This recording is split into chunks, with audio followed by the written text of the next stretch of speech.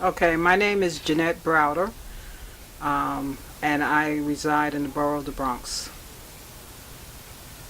Okay. Oh, why? And I came here because I've been a foster parent for 16 years. I was a foster parent with the state for about 14 and transferred to Cardinal McCluskey Services for Families and Children about 2 years ago. And when I transferred them, I brought my foster child along with me, Marquise Dorrance, who's been in my home for about 3 years. Um, I'm here because I practice poor judgment in reporting that my foster child had went AWOL. And actually, I knew where he was at. I just didn't have a phone number to contact him, but he went without my permission on a Friday and returned the following week.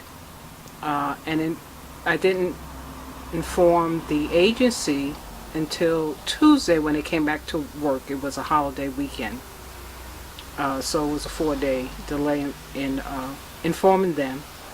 I also did not file a police report until Tuesday because I was 99% sure of where my foster child was at.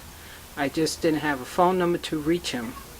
And actually, I got the phone number, well, not the phone number, but I went to his school myself to talk to the assistant principal who got in contact with his friend's parent, and my foster son returned that day. So Did you call the crisis hotline number? I called the crisis hot. Yes, I did. On the two documents that I had, one was a therapeutic parent contract document, and another one is a procedure document. And yes, the hotline number, which are emergency after hour numbers, I called, did not work. One was disconnected, and the other one was to a Pizza Parlor or Apple store or something. So, I was sort of confused as to what to do because in the past when I called the hotline number, they work.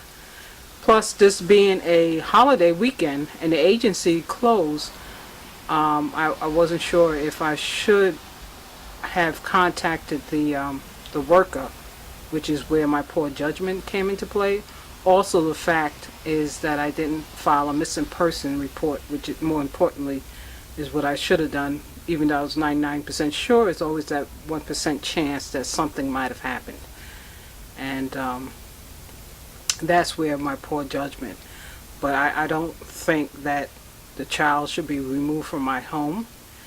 He's been in my home, like I said, for over 3 years, and although he still has issues, he's been improving. He was initially taking 300 milligrams of Seroquel.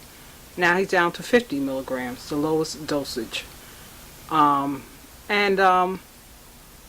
it's a traumatic experience for him. I just feel that the agency should have corrected the issue or addressed it in a different way other than ultimately removing the child from my home.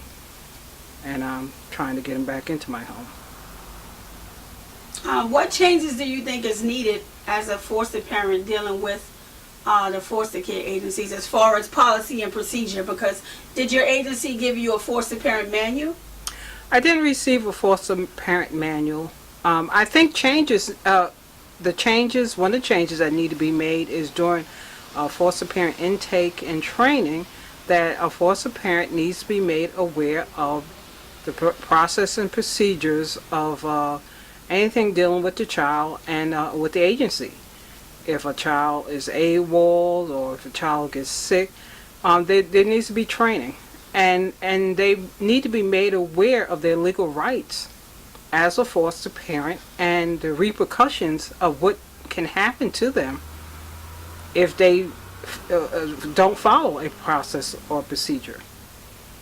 And I'm learning that I was unaware that a report was filed a maltreatment or abuse report was filed because I didn't make a phone call or file a police report, which could ruin my reputation and my name. I've been a foster parent for 16 years. Have you had any issues with the agency since being a foster parent or for the 16 years? No, I never had any issues or any incidents. However, 14 years I was with the state, and the few times there was any kind of issue, it was resolved within the agency.